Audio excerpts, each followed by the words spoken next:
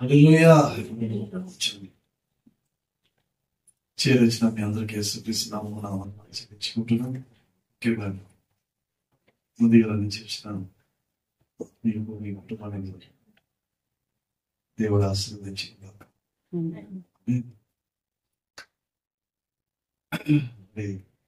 మరొక్కసారి ఈ నూతనమైన మాసంలో మొట్టమొదటి పరిశుద్ధ దినమున సవాళ్ళు ఎదురైనా కూడా వాక్యం ధ్యానించడానికి మీ ఎదుట నన్ను యోగ్యపరిచినందుకు దేవునికి ఆ హృదయంతో చెల్లించుకుంటున్నాను. చాలా వారాల నుంచి మనం వాక్యాన్ని ధ్యానిస్తూ వస్తుంటున్నాము. హల్లెలూయా. ఈ దినాన్న దాన్ని ముగించేద్దాం. ఓకే,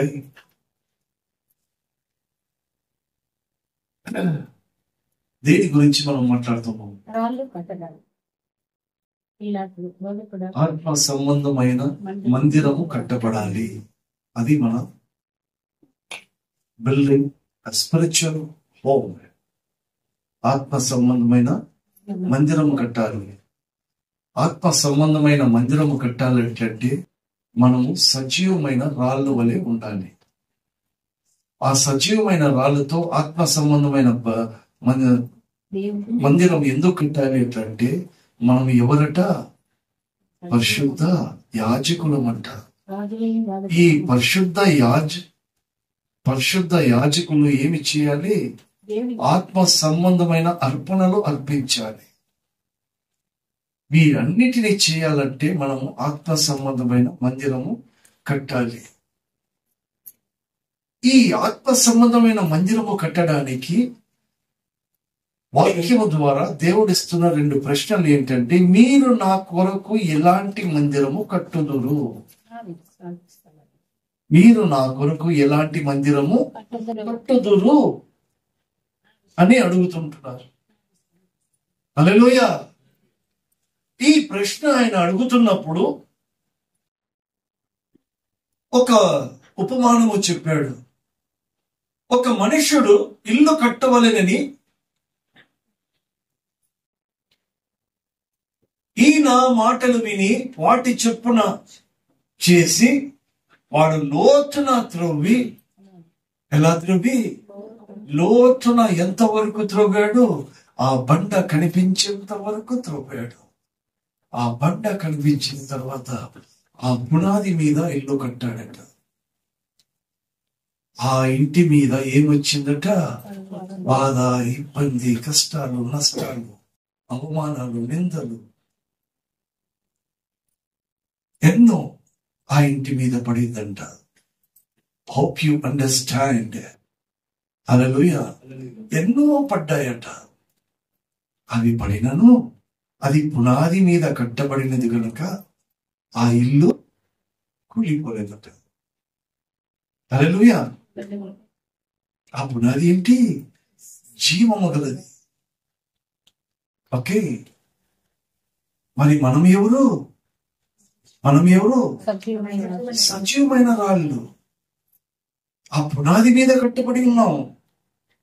సరే, అదే స్థలంలో ఇంకోడు వచ్చాడట. ఈ నా మాటలు విని వాటి చెప్పున చెయ్యని వాడు ఒకడు ఉన్నాడట. హల్లెలూయా. వాడు ఎలా ఇల్లు కట్టాడంట? నేల మీద కట్టాడంట. ఒక దినం వచ్చింది, బాధ, ఇబ్బంది, కష్టాలు, నష్టాలు అవి ఇవన్నీ ఆ ఇంటి మీద పడింది. ఏ ఇంటి మీద పడింది? నేల మీద కట్టబడిన వాడి మీద పడింది. అది ఏమైపోయింది? ఆ ఇల్లు కూలిపోయిందట. ఇప్పుడు దేవుడు అడుగుతున్న ప్రశ్న ఏంటి? నా కొరకు మీరు ఎలాంటి ఇల్లు కట్టుదురు అంటే అర్థం ఏంటంటే మీ పునాది ఎలాంటిది? నేల మీద కట్టబడిన ఇల్లా, లేకపోతే పునాది మీద కట్టబడిన ఇల్లా? మనం అందరము నోరు తెరిచి ఏమంటామంటే, మేము క్రీస్తు అనే పునాది మీదనే కట్టబడుతున్న వారము అని అని కమోన్ అని చెప్తాం. చెప్తారా చెప్పరా? అరే కమోన్, ఆ పునాది ఎవరు?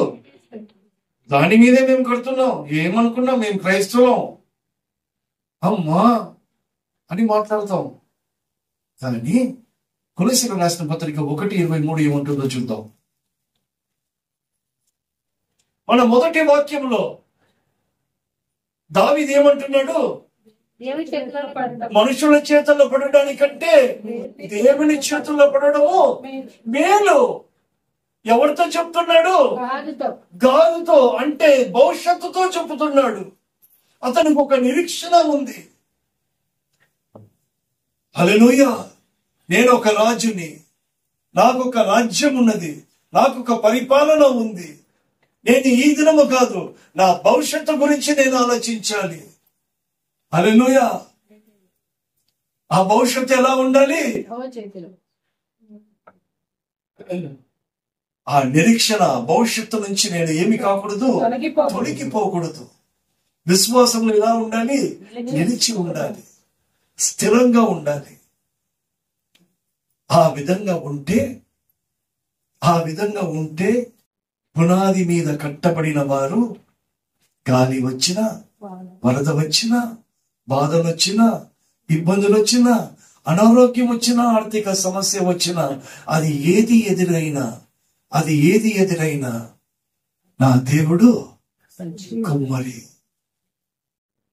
మనుషుల చేతుల్లో పడడానికంటే దేవుని చేతుల్లో పడడము క్షేమము.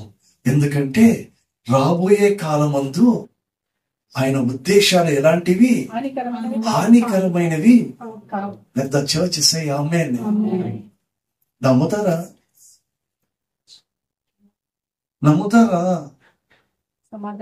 రాబోయే కాలానికి ఆయన ఉద్దేశాలు హానికరమైనవి కావు, అది సమాధానకరమైన ఉద్దేశాలు. హల్లెలూయా. ఓకే, ఇప్పుడు ఒకటి మనకేమి రూఢిగా మనం తెలుసుకున్నామంటే, మనము పునాది మీద కట్టబడిన వారే. ఆమేన్.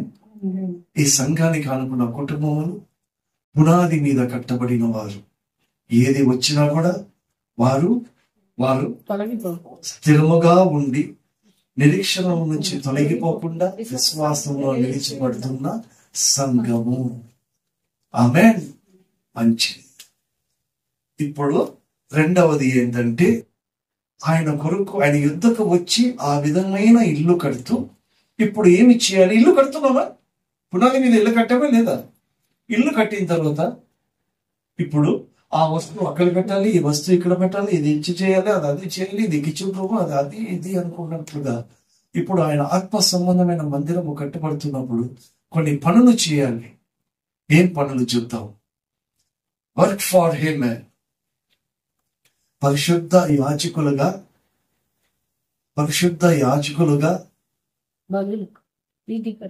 ఆత్మ సంబంధమైన బలులు అర్పించాలి.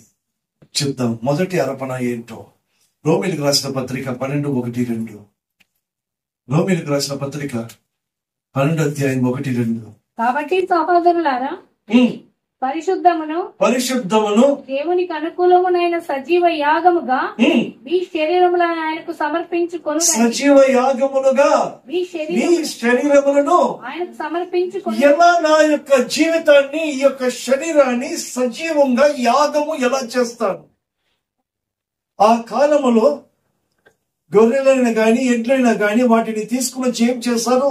సజీవమైన తీసుకుని వచ్చి యాగము అర్పిస్తారు. యాగం అర్పిస్తారంటే అది వధించబడాలి, అది కాల్చబడాలి. దహన బలి, సజీవ యాగం. ఇప్పుడు నేనేం కావాలి? ఈ శరీరము సజీవ యాగముగా అర్పించాలి. ఎలా? 2వ వచనం, మీరు ఈ లోక మర్యాదలను అనుసరించకుండా ఉండడమే యాగము. హల్లెలూయా. వాడు ఇట్లన్నాడు, వీడు ఇట్లన్నాడు, వీడి ఇట్లా జరుగుతుంది, అది ఇట్లా జరుగుతుంది, నేను ఇట్లా చేస్తే వాడు ఇట్లా అనుకుంటాడు. హల్లెలూయా. ఎవరు ఏమనుకుంటే నీకేమి? వారు మనుషులు, మనం ఎవరు? పరిశుద్ధ యాజకులు. యాజకులకు ఈ లోకము మర్యాదలు అవసరము లేదు. యాజకులకు ఈ లోకముతో పని లేదు. అంటే ఇప్పుడు నేను డ్యూటీ చేయొద్దా? ఏ మనోక్, Philip, Vijay, whatever it is, whether it is your business, whether it is your government job, central job, whatever it is, చేయవద్దా? చేయి. ఆ మర్యాదల కన్నా నేను ఆ పనులు చేస్తున్నప్పుడు కూడా నేను ఎవరు నేను పరిశుద్ధ యాజకుడుగా ఈ లోకంలో నేను చేయవలసిన పనులు చేయాలి. కానీ దేవునికి ఇవ్వాల్సిన ప్రాధాన్యత ఇచ్చినప్పుడు లోక మర్యాదలను నేను విసర్జించి పరిశుద్ధ యాజకుడిగా దేవుని కొరకు ఆయన చేతుల్లో పడడమే క్షేమము. లోక మర్యాదలను అనుసరించక ఉత్తమమును అనుకూలమును సంపూర్ణమునై ఉన్న దేవుని చిత్తమేదో పరీక్షించి తెలుసుకొనట్లు మీ మనస్సు మారి నూతన మగుట వలన రూపాంతరము పొందుతామంట. ఇది సజీవ యాగం. ఈ లోక మర్యాదలను విడిచిపెట్టి నా యొక్క మనస్సు మార్చుకోవాలి. ఏం మార్చుకోవాలి? ఇక్కడ నా పని ఈ లోకంలో ఉన్నాను, లోకంలో పని ఇదే. కైసరిది కైసరికి, హల్లెలూయా. దేవునిది దేవునికి. ఐ రిపీట్ అగైన్, కైసరిది కైసరికి, హల్లెలూయా. మీరు ఏ ఒక్క రూపాయి కానీ, అది 1000 రూపాయల నోటు కానీ, 2000 రూపాయల నోటు కానీ, అది 500 కానీ, 100 రూపాయలు కానీ, ఈ యొక్క ప్రభుత్వం యొక్క ముద్ర దాని మీద ఉంటుంది, రాతలు దాని మీద ఉంటుంది. దాన్ని చూచి అంటాడు, ఇది ఎవరిది? కైసరిది ముఖం ఉంది దాని మీద, ఈ కైసరి యొక్క రాతలు దాని మీద ఉంది. ఇది నాది కాదు, అది ఇచ్చేయి, అది వాడిది, వానికి ఇచ్చేయి. మీ ముఖములో నా స్వరూపం ఉంది, నీ జీవితంలో నా చేతి రాతలు ఉన్నాయి, అది నాది. లేదా చర్చ్ సే ఆమేన్. ఈ మనసు మారి అంటే ఇది గమనించి తెలుసుకొని రూఢిపరచుకొని రూపాంతరము చెందడమే సజీవమైన యాగం. హల్లెలూయా. ఇది తెలుసుకోకుండా నేను లోక మర్యాదలు గాని మనుషుల చేతుల్లో పడితే అది పునాది మీద కట్టబడిన ఇల్లైతే కాదు, అనుకుంటున్నామా గాని కాదు. హల్లెలూయా. రెండవది, ఫిలిప్పీయులకు రాసిన పత్రిక 4:18. నాకు సమస్తమును సమృద్ధిగా కలిగి ఉన్నది. నాకు సమస్తమును అపోస్తలుడైన పౌలు అంటాడు, నాకు సమస్తము సమృద్ధిగా కలిగి ఉన్నది. ఉందా అపోస్తలుడైన పౌలుకి? ఏమండి వింటున్నారా? అపోస్తలుడైన పౌలు ఆస్తిపరుడా? అది మాట్లాడండి. ఆయన డేరాలో కుట్టుకున్నవాడు. ఆ డేరాలు రాత్రిపూట డేరాలు కుట్టుకొని దాన్ని అమ్ముకొని దాని మీద బ్రతుకుతున్నవాడు. కానీ అతను ఏమంటున్నాడు? నాకు సమస్తము సమృద్ధిగా ఉన్నది. మీరు పంపిన వస్తువులు ఎపఫ్రోదితు వలన పుచ్చుకున్నా ఏమీ తక్కువ లేక ఉన్నాను. అవి మనోహరమైన సువాసనయు దేవునికి ప్రీతికరమైన ఇష్టమునైన యాగమునై ఉన్నవి. మీరు ఇచ్చే ప్రతిదీ, హల్లెలూయా, ప్రతిదీ యాజకుడిది. హల్లెలూయా, యాజకుడిది. అతను అంటాడు, నాకు సమస్తం సమృద్ధిగా ఉంది, కానీ మీరు పంపించారే, ఆ కానుకలు వేశారే, వా, అది ఎవరికి ప్రీతికరంగా ఉంది? నాకు కాదు, అది దేవునికి ప్రీతికరమైన యాగముగా ఉన్నది, ఆయనకి ఇష్టమై ఉన్నది. అది నేను అప్పుడప్పుడు వీళ్ళు ఫిలిప్, ఈ మధ్యలో ఫిలిప్ ఏదో వచ్చి కూర్చోవడం లేదు కదా, మళ్ళా మాట్లాడతాను. మేము కూర్చొని లెక్క పెడుతున్నప్పుడు ఏంది 20 రూపాయల నోట్లు ఎక్కువ ఉన్నాయని నేనంట. ఓకే, కానీ దేవునికి రూపాయల నోట, 20 రూపాయల నోట, అది 500 రూపాయల నోట, అది చూడడు. నువ్వు యేసే మనస్సును చూస్తాడు. ఆమేన్.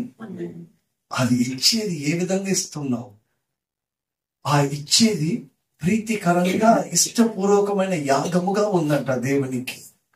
హల్లెలూయా. ఇక్కడ వేస్తున్నాము, అది వేసినది ఒక మంచి సువాసన వలె వానికి చేర్చబడుతుందంట. హల్లెలూయా. రూపాంతరము చెందిన వారు ఇచ్చేది దేవునికి ప్రీతికరమైన యాగం. మూడోది ఏంటో చూద్దాం. హెబ్రీయులకు రాసిన పత్రిక 13:15.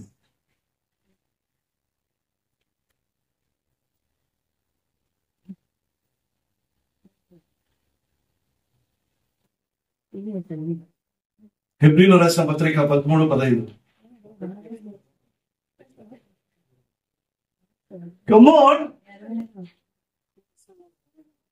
ఇండెక్స్ చూస్తున్నారా? హెబ్రీయులకు రాసిన పత్రిక అంటే అమ్మో, ఇంతమంది ఒక్కరు తీయలేకపోతున్నారా? హెబ్రీయులకు రాసిన పత్రిక 13:15. Come on. కాబట్టి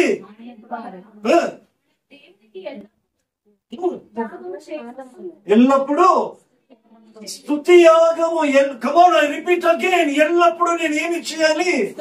స్తుతి యాగము చేస్తూ, అనగా ఆయన నామమును ఒప్పుకొనుచు యెహోవా ఫలములు అర్పించడం అంటే ఏంటి? కమోన్, నోటి ద్వారా. యెహోవా ఫలములు అంటే నీ నోటి ద్వారా ఆయనకు అర్పించే ఏదో ఒకటి, జెహోవానో యెహోవానో ఏదో ఒకటి. ఏమి? I hope. Come on, understand. I don't want any corrections in my Telugu. Okay? I don't want corrections. నా లాంగ్వేజ్ ఇంతే. What to do? నాకు రాదు. Okay. Something. లేకపోతే నేను ఉత్త ఇంగ్లీష్ లో చెప్తాను, ఓకేనా? అప్పుడు నేను మిమ్మల్ని కరెక్ట్ చేస్తాను. Anyway, okay, joke. కానీ అది ఏదైనా సరే మన నోటి నుంచి వస్తున్న స్తుతులు, అది దేవునికి స్తుతి యాగం. మళ్ళా ఐ రిపీట్ అగైన్, మా నోటి నుంచి ఎల్లప్పుడూ ఆ స్తుతి యాగము వస్తుందా? మనము దేని మీద కట్టబడిన వారు? బండ మీద కట్టబడిన వారు. బండ కాదు, పునాది మీద కట్టబడిన వారు. ఓకే, మరి పునాది మీద కట్టబడిన వారు స్థిరంగా ఉండాలి, నిరీక్షణ తొలగిపోకుండా ఉండాలి, విశ్వాసంలో నిలిచి ఉండాలి. నోటితో ఏమి రావాలి? స్తుతి యాగము రావాలి. ఎక్కడొస్తుంది స్తుతి యాగము? సనుగుడు వస్తున్నదే, సనుగుడు వస్తున్నదే. ఏం చేద్దాం? ఎలా? దేవుడు అంటున్నాడు, నా కొరకు మీరు ఇలాంటి మందిరము కట్టుదురు. మళ్ళీ ఆయనకు ఒక మంచి ఆత్మ సంబంధమైన మందిరం కడుతున్నప్పుడు ఈ నోటి ద్వారా నేను ఏమి చేయాలి? స్తుతి యాగము చేయాలి. ఈ నోటి ద్వారా నేను స్తుతి యాగము చేసే బదులు నేను ఏమి చేస్తున్నాను? ఓ మనుషుడా, అవును గాని ఓ మనుషుడా, దేవుని ఎదురు చెప్పుటకు నువ్వు ఎవరు? కదా, నువ్వు ఎవరు? ఎందుకు సనుగుడు? ఈ సనుగుడు ద్వారా ఏమైతుందో తెలుసా? ఈ సనుగుడు ద్వారా ఏమైందో తెలుసా? 11 దినాల్లో చేరవలసిన ఇజ్రాయేలీయులు విమోచించబడ్డారు. ఎర్ర సముద్రంలో బాప్తిజం పొందుకున్నారు. పరిశుద్ధాత్మ ద్వారా తండ్రి అయిన దేవుడు ఆ విమోచకుడుగా నడిపిస్తున్నాడు. కానీ వారి జీవితంలో ఏముంది? ఆత్మ సంబంధమైన మందిరము కట్టబడుతుంటున్న వాళ్ళు ఏం చేస్తున్నారు? సనుగుడు, సనుగుడు, సనుగుడు. వాళ్ళ సనుగుడు ఎక్కడికి చూస్తా ఉంది? వెనక్కి చూస్తా ఉంది. నేను ఇక్కడ ఎట్లుంటేనే, నేను అప్పుడు అట్లుంటేనే, అట్లే ఉంటే బాగుండేది, ఎందుకు నేను ఇది చేస్తున్నాను? నీ ఎంతకు నువ్వు చేసుకుంటున్నావా? No chance, no chance. నువ్వు ఏది ఈ దినమున చేస్తున్నావో దేవుని అనుమతి లేకపోతే నువ్వు చెయ్యవు. చేస్తున్న దాన్ని నువ్వు మంచి మాటలు పలుకు. ప్రభా bless this, bless this, bless bless. Hallelujah. ఒకవేళ అది బ్లెస్ కాకపోతే, ప్రభా నా జీవితాన్ని ఏమి చేయొద్దు, సిగ్గుపడనీయొద్దు ప్రభువా. నువ్వు ఇది ఇవ్వకపోతే నేను ఎలా చేస్తాను?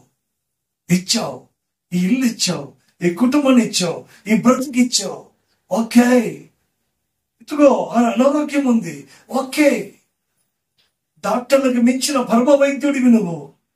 ప్రభా కష్టము, నాకు ఈ అప్పులున్నాయి. హల్లెలూయా. ఏ దేవుడు మార్గము చెప్పిలా?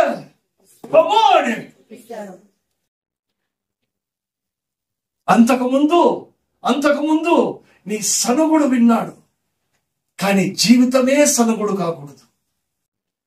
హల్లెలూయా, హల్లెలూయా. సనుగుడు కాదు, జవాబులను అర్పించాడు. చూద్దాం. కష్టమైన 2 కన్నీరు కాల్చి, ప్రభా ఈ దినముకై థ్యాంక్ యూ. నువ్వు ఈ దినం ఇవ్వకపోతే నేను ఉండేవాడినే కాదు కదా. ఇచ్చావు, కానీ నా పరిస్థితులు ఇలా ఉన్నాయి. నేను ఆదుకోవా. దాన్ని బదులుగా ఏం చేద్దాం, ఎలా చేద్దాం, ఇట్లా చేస్తే బాగుంటుందో, అట్లా చేస్తే బాగుంటుందో చేసుకో. లోకం ఇంత పెద్దగా ఉంది, చేసుకుందామా? చేసుకోలేము. ఈ రాజ్యం మన రాజ్యము కాదు. ఈ రాజ్యము మన జీవితాలు కొనసాగించబడడానికి మాత్రమే. ఈ రాజ్యంలో మనం యాత్రికులు మాత్రమే. పట్టణం అయితే ఇది మనది.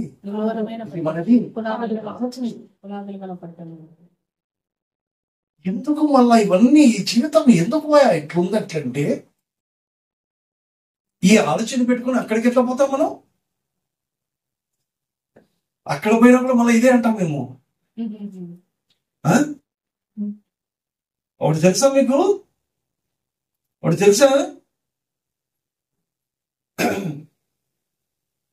గిల్గాల్ వచ్చేంత వరకు దేవుడు పరలోకం నుంచి పోషించాడు.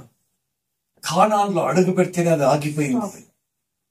వారు అక్కడ కూడా ఎదురు చూశారు. ఏం పర్లేదే నేర్పించోడా, ఇప్పుడు పడదు, ఇప్పుడు నీ అంతకు నువ్వు చేసుకోవాలి అన్నాడు. చూసారా, అక్కడ పోయి కూడా మనకి ఏమన్నా పడుతుందేమో అని చూస్తామేమో అనేసి. ఇది ఒక ట్రైనింగ్. ఇది ఏంటంటే, ఇది ట్రైనింగ్.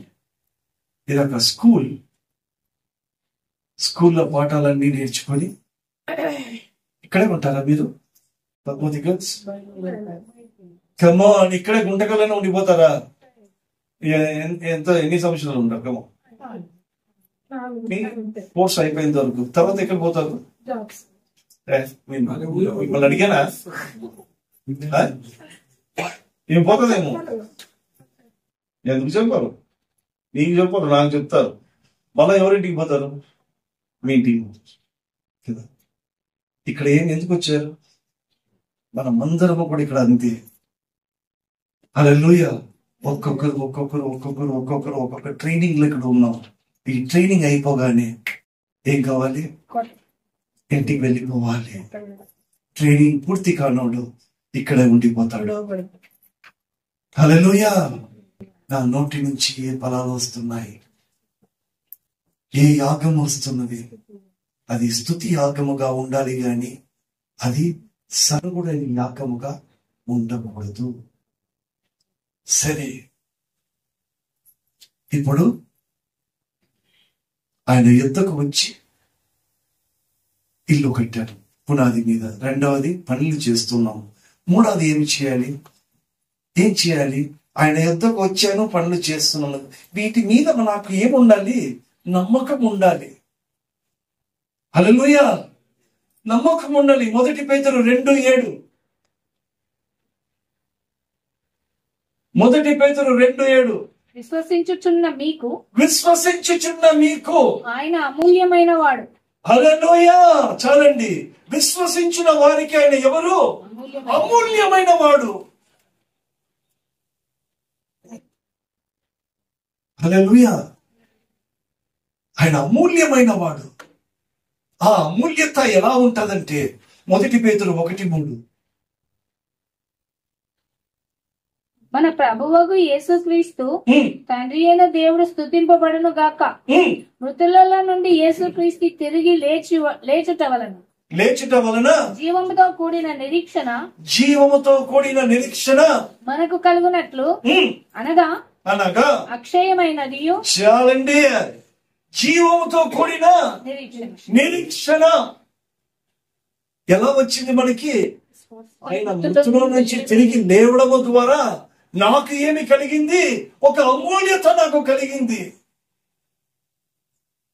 అది ఎలాంటిది? జీవముతో కూడిన నిరీక్షణ. ఆయన తిరిగి లేచాడంటే ఒక పునాది రాయిగా ఉన్నాడు. ఆ పునాది రాయి పక్కన నేను నిలబడ్డాను కనుక ఇంకా నేను ఆ వరుసలో నేను కట్టబడతాను. ఇప్పుడు ఆ వరుసలో నేను కట్టబడుతున్నానంటే జీవముతో కూడిన నా నిరీక్షణ అందుబడుతుంది, చేర్చబడుతుంది. అది అమూల్యత. హల్లెలూయా. మనం అనుకుంటున్నాం ఏందో క్రైస్తవ జీవితం అని. నిరీక్షణ ఎక్కడికి తెలుసా? జీవము కలిగిన నిరీక్షణ ఎక్కడికంటే ఇక్కడి నుంచి పరలోకానికి. ఎందుకంటే ఆయన మృతుల నుంచి తిరిగి లేచాడు. మనం ఇక్కడి నుంచి ఏం కావాలి? లేపబడాలి. మీరు ఇక్కడి నుంచి ఎక్కడికి పోవాలి? మీ ఇంటికి చేర్చబడాలి. ఇక్కడ ఉండకూడదు. ఉంటే ఫెయిల్. ఇచ్చిన గడువు లోపల ఏం కావాలి? పూర్తి చేసుకోవాలి. హల్లెలూయా. ఎందుకు? మీకు మంచి ఫ్యాకల్టీ లేకపోతే మంచి మీ యొక్క ఆసక్తి, ప్రాధాన్యత చదువు మీద సరిగ్గా ఉంటే మీకు నిరీక్షణ ఎలా ఉంటుంది? నేను శీఘ్రముగా ఈ యొక్క 3 సంవత్సరాలు 4 సంవత్సరాలు పూర్తి చేసుకుని నేను ఎక్కడికి పోవాలి? అది జీవంతో కూడిన నిరీక్షణ. హల్లెలూయా. ఆత్మ సంబంధమైన మందిరము కట్టబడుతున్న వారికి అమూల్యత ఏంటంటే జీవంతో కూడిన నిరీక్షణ. 1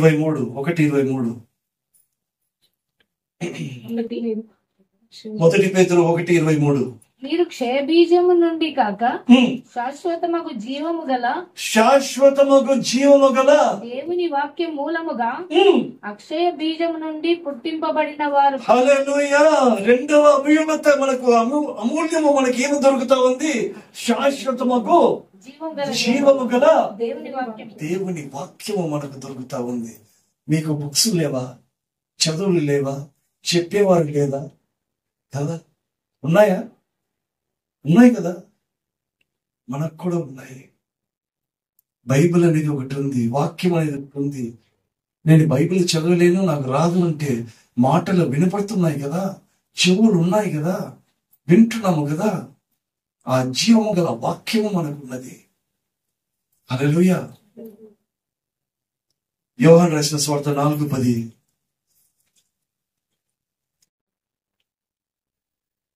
యోహాను రాసిన సువార్త 4:10.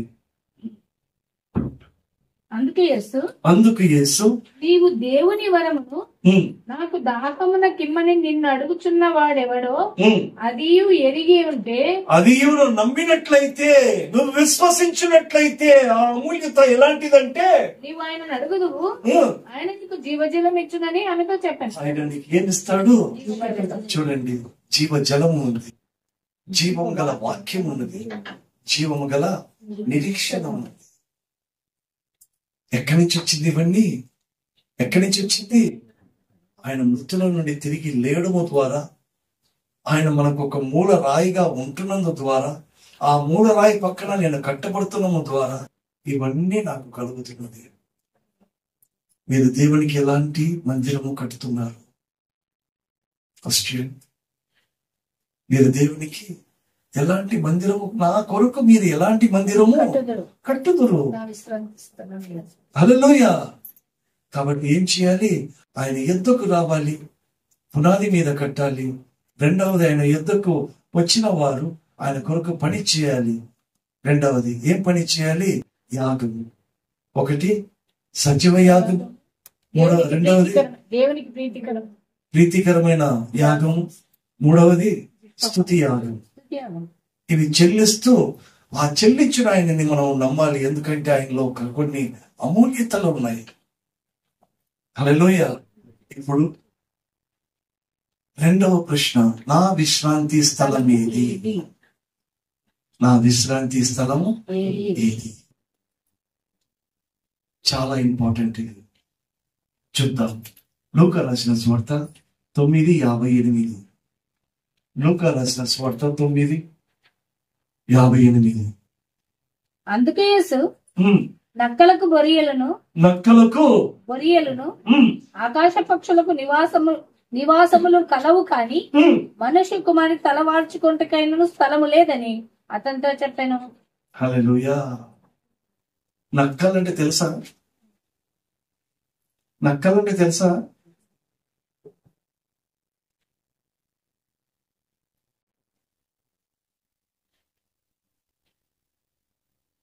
ఏంటి నక్క?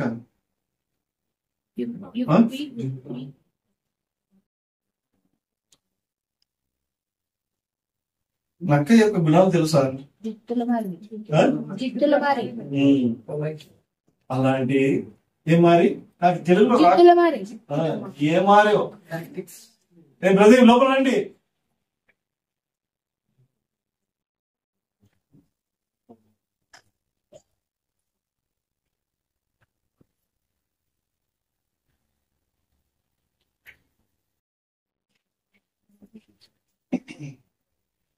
ఇట్లా తిన్నప్పుడు మనం వస్తాడేమో, ఇట్లా అన్నప్పుడు వస్తాడేమో, ఇదే అయిపోయింది నాకు.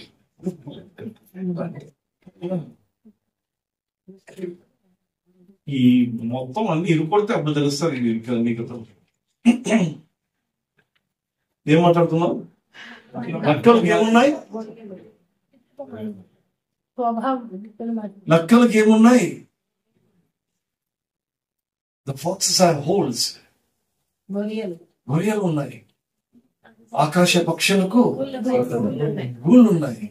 ఆకాశ పక్షులు ఎవరో తెలుసా? ఈ నక్కలకి ఉన్నాయి, దానికి ఉన్నాయి. ఈ మోసం చేసేది కుయుక్తి గల దానికి ఉన్నాయి స్థలము. ఆకాశ పక్షులు అంటే అంధకార సంబంధమైన వాటికి గూళ్ళు ఉన్నాయి, నివాసాలు ఉన్నాయి. అది ఎక్కడైనా పోయి వాళ్ళ దగ్గర వాల్చి చాలా సులువుగా వచ్చేస్తాయి.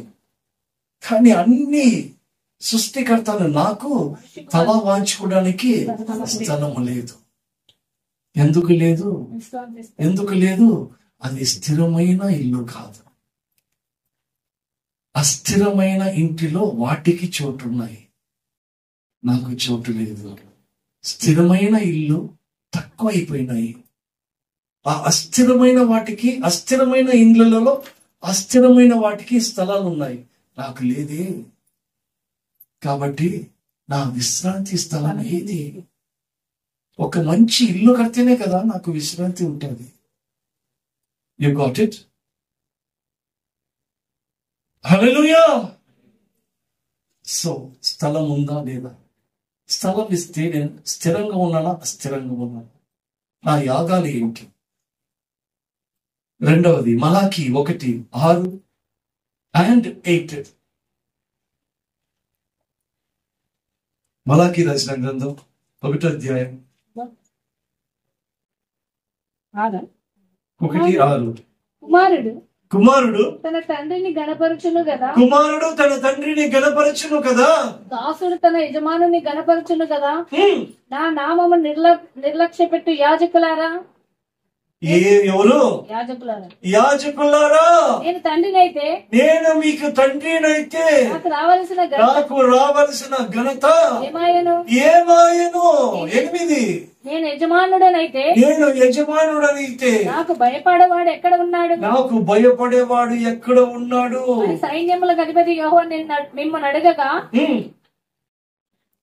చదవండి, ఏమి చేసి నీ నామము నిర్లక్ష్య పెట్టిద్దామని మీరు అన్నారు. ఓకే, మీది 7లో ఇవన్నీ ఉన్నాయేమో. 7 కూడా చదవండి. నా బలిపీఠం మీద అపవిత్రమైన భోజనమును మీరు అర్పించచ్చు, ఏమి చేసి నిన్ను అపవిత్ర పరిస్థితిమని మీరు అందరు. యెహోవా భోజనపు బలం నీచపరిచినందు చేతనే కదా. అది కాదులేండి, ఇంకా చదవండి. గుడ్డిదానిని తీసుకొని గుడ్డిదానిని తీసుకుని వచ్చి బలిగా అర్పించిన ఎడల దోషము కాదా? దోషము కాదా? ఇంటి దానినైనను రోగము గల దానినైనను అర్పించిన ఎడల అది దోషము కాదా? అట్టి వాటిని నీ అధికారికి నీవిచ్చిన ఎడల అతను నీకు దయ చూపునా? చూపునా నేను అంగీకరించునా? చాలండి. అని సైన్యం. ఏమేమున్నాయి ఇందులో? కుంటిది. కుంటిది అంటే ఏంటో తెలుసా? తప్పుగా అనుకోద్దండి. కుంటిది అంటే ఏంటో తెలుసా? బాగా నడిచేవాడు తొలగిపోతాడా, కుంటోడు తొలగిపోతాడా? అరే కమోన్, ఇప్పుడు ఎందుకు FRS బయోమెట్రిక్ ఎందుకు పెట్టాడు? మనం కుంటుకుంటా పోతున్నాం కాబట్టి, త్వరగా రావాలి కాబట్టి FRS పెడితే ఏమైతుంది ఇప్పుడు?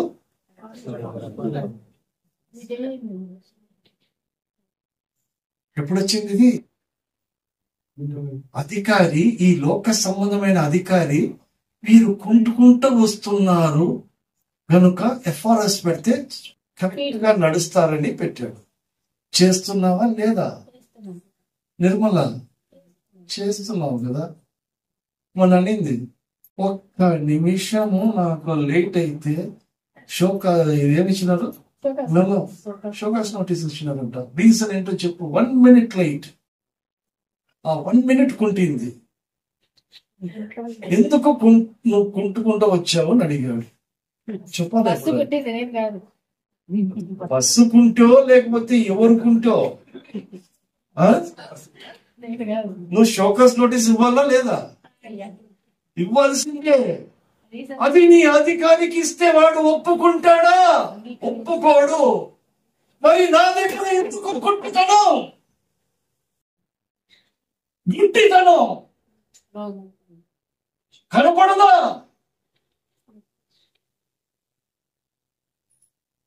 వినపడదా? కనపడదా? ఇవన్నీ చెయ్యి. ఈ లోకంలో చెయ్యి. ఈ లోక అధికారులకు నువ్వు చెయ్యి, చూద్దాం. ఒప్పుకుంటాడేమో.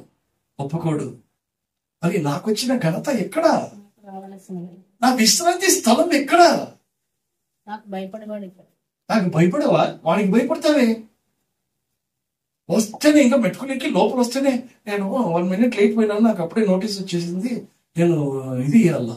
అబ్బో ఎంత భయం. ఏం చేస్తాడు?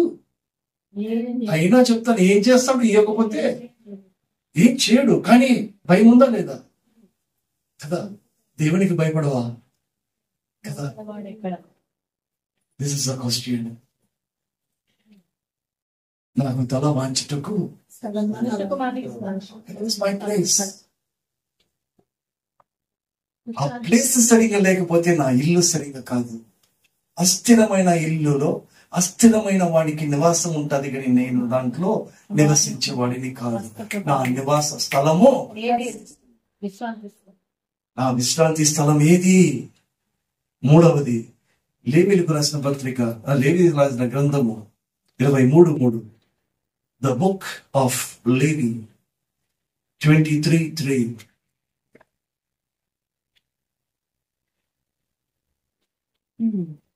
Come on in. 6 దినములు పని చేయవలెను. 6 దినములు పని చేయవలెను. వారము 7వ దినము. వారము 7వ దినము విశ్రాంతి దినము. పరిశుద్ధ సంఘపు దినము. అది పరిశుద్ధ సంఘపు దినము. హల్లెలూయా. ఎవరి దినం అది?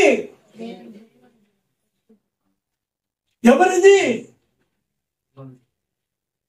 హల్లెలూయా. అది యెహోవా నియమించిన విశ్రాంతి కదా. ఇప్పుడు ఎక్కడ 2-3 కూడి ఉంటారో అందులో ఆయన ఉంటాడా లేదా?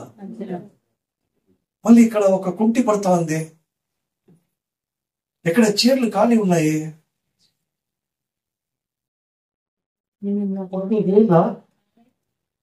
ఒకవేళ ఆయన బుక్ ఒక్కొక్కరికి ఒక్కొక్క పుస్తకం ఉంది. ఇట్లా తిప్పినప్పుడు ఖాళీ, ఇట్లా తిరిగినప్పుడు ఖాళీ, ఇట్లా తిప్పినప్పుడు ఖాళీ. ఓ ఇక్కడ కొంచెం ఉంది, ఓకే. మళ్ళా ఇక్కడ ఖాళీ. ఇలా ఖాళీ ఖాళీ ఖాళీ ఖాళీ కనపడితే పాస్ అవుతాను.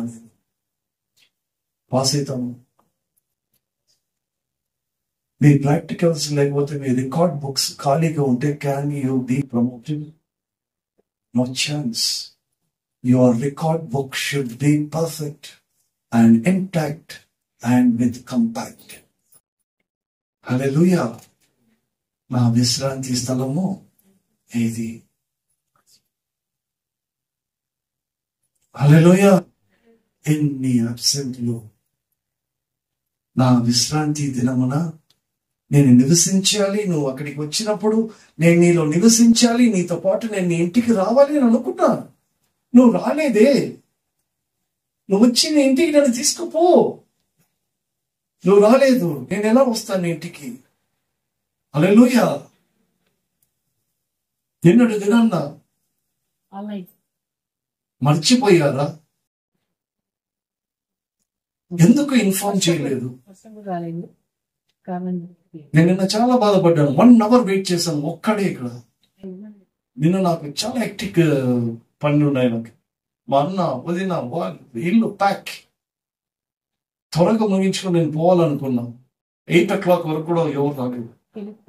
నేను ఫిలిప్తో ఒక మాట అన్నాను, ఇష్టం ఉందా లేదా? ఫస్ట్ పాయింట్, ఈ వారపు కూడికలు చేయడానికి ఇష్టం ఉందా లేదా? 7 గంటలకు నీకు కుదురుతుందా కుదరదా లేదా? Come on, let us start by 10 o'clock or 12 o'clock. All right, I'm ready. I want this to be decided. Okay? I want the church to attend. Anyway.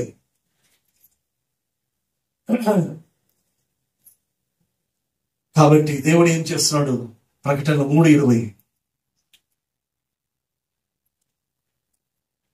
ప్రకటనలు 3:20.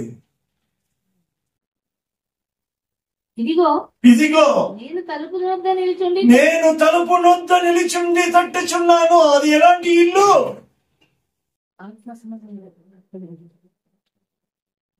ఎలాంటి ఇల్లు? అది పునాది మీద కట్టబడిన ఇల్లా? అది పునాది మీద కట్టబడిన ఇంటి తలుపులా? లేకపోతే స్థిరమైన పునాది మీద కట్టబడిన ఇల్లా? నేల మీద కట్టబడినదా లేకపోతే పునాది మీద కట్టబడిన ఇల్లా? ఆ తలుపు దగ్గరకు వచ్చి ఆయన తడుతున్నాడు. ఎవడైనను సరే వాడు తలుపు తెరిచిన ఎడల, నా స్వరము విని తలుపు తీసిన ఎడల, నేను అతని యొద్దకు వచ్చి అతనితో నేనును నాతో కూడా అతడును భోజనం చేయుదుము. హల్లెలూయా. వచ్చాడు ఒకరింటిలో వచ్చాడు, చూశాడు. ఇది ఎలాంటి ఇల్లు చూద్దాం. ఆ పునాది ఎలా ఉంది? అది ఆత్మ సంబంధమైన మందిరమా? అది ఆత్మ సంబంధమైన ఇల్లా? వారు యాజకులుగా ఉన్నారా? అక్కడ ఆత్మ సంబంధమైన బలులు అర్పిస్తున్నారా అని చూడడానికి ఒక ఇంట్లో వచ్చాడట. వస్తే వచ్చి తలుపు తెరిచారట. రా ప్రభువా రా అని పిలిచారట. పిలిచి తన పని తన చేసుకుంటా ఉందంట. ఇంకొక ఆయన వచ్చేసి ఆయన పాదాల దగ్గర కూర్చునేదంట. హల్లెలూయా. ఉండవలసిన వాడు అందులో లేడు. ఎందుకు? ఒకటి ఎడపొక ముఖము, ఒకటి పెడ ముఖము. హల్లెలూయా. ఉండవలసిన వాడు అందులో లేడు. అతడు లాజరుకు స్నేహితుడు, ఆ హృదయానికి స్నేహితుడు. అక్కడ ఆయన నివసించాలని వచ్చాడు. వస్తే ఆడలేడు. వస్తే ఎవడు లేడు? లాజరు లేడు. దేవునికి నీ ఇల్లు, నీ హృదయము దేవుని ఆలయం కదా. ఆ ఆలయం దగ్గరకు వచ్చాడు, కానీ వాడు ఆలయం అక్కడ లేడు. ఇల్లైతే ఉంది, తలుపులైతే ఉన్నాయి, తెరిచేవారు ఉన్నారు, కానీ ఉండాల్సిన వాడు లేడు. చూశాడు, వెళ్ళిపోయాడు. ఆ ఇల్లు ఎలాంటిది? తలుపు తెరుస్తున్నా.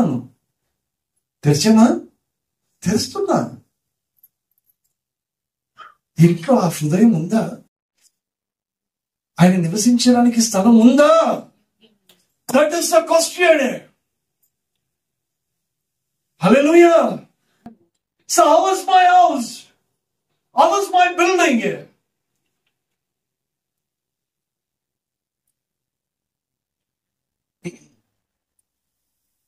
మనోగర్ నన్ను ఒక ప్రశ్న ఇచ్చినారు. ఇంకా నిర్మల 4-5 months లో రిటైర్ అయిపోతుంది. ఇప్పటికి కూడా మీరు ఒక ఇల్లు తీసుకోలేదు.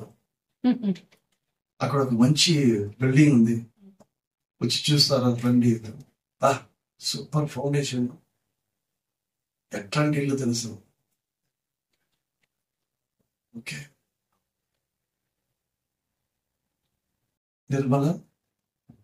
నిర్మల రిటైర్ కావడానికి కొద్ది రోజులే ఉందంట. సంఘం ఎత్తబడడానికి కొన్ని రోజులే ఉన్నాయి. హల్లెలూయా. సంఘం ఎత్తబడడానికి కొద్ది రోజులే ఉన్నాయి. నా ఇల్లు ఎలా ఉంది? అది నేల మీద కట్టబడిన పునాది, లేకపోతే అది పునాది మీద కట్టబడిన ఇల్లా? ఆ ఇల్లు ఆయన వచ్చి నివసించాలంటే మొట్టమొదటిది నా మార్గాలు ఆయనకు అప్పగించాలి, నా పనులు ఆయనకు అప్పగించాలి. ఆయనకు నేను ఆయన బలిష్టమైన చేతి కింద దీన మనస్కుడుగా నేను ఉండాలి. ఆయన రాజ్యాన్ని, ఆయన నీతిని వెతికేవాడిగా ఉండాలి. అప్పుడు ఆయన ఏం చేస్తాడంటే ఈ ఇల్లు చక్కగా ఉంది. I repeat again, I continue this again. ముగించేద్దాము అని అనుకున్నా. వచ్చిందండి వంట, అన్నం వచ్చిందా? ఎనీవే, ఏముండాలి? నా మార్గము ఆయనకు అప్పగించాలి, నా మార్గము ఆయనకు అప్పగించాలి, నా పనుల భారం ఆయనకు అప్పగించాలి. నేను ఆయన బలిష్టమైన చేతి కింద దీన మనస్కుడై ఉండాలి. 4వ ఇంకొకటి, ఆయన నీతిని, ఆయన రాజ్యాన్ని నేను వెతికేవాడిగా ఉండాలి. అప్పుడు ఆయన ఏం చేస్తాడో తెలుసా? ఏమని ప్రకటిస్తాడో తెలుసా? కీర్తన 132, 13, 14 ప్రకటిస్తాడు.